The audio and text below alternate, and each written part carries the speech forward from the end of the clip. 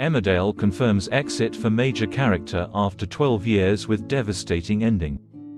Dan Spencer has left Emmerdale after being sentenced to 8 years behind bars. The beloved character was in court today to find out how long he'd go to prison for after attacking a stalker called Lloyd.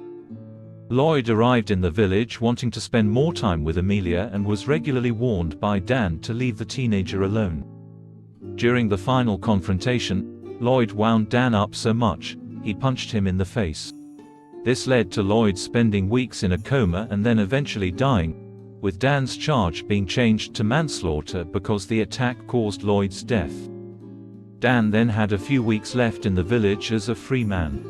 Yesterday, he spent the afternoon with Amelia and Esther in the Yorkshire Hills, eating picnic food and reminiscing about their past.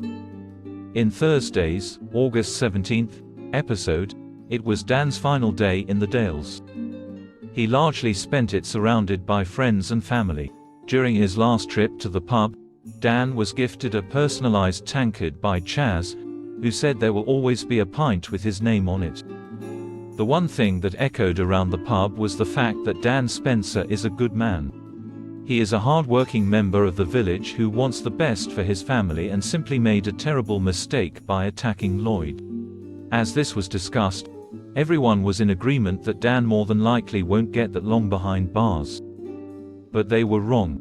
Dan arrived in court and delivered his statement, mentioning how he'll regret his actions for the rest of his life, but efforts from himself and his solicitor weren't enough. Xin chào các bạn đã quay trở lại UK Soát Spoiler. Vừa rồi các bạn đã theo dõi một sản phẩm của chúng tôi, UK Soát Spoiler, một kênh tin tức chuyên cung cấp cho các bạn những thông tin mới nhất về những bộ phim xà phòng của Vương quốc Anh.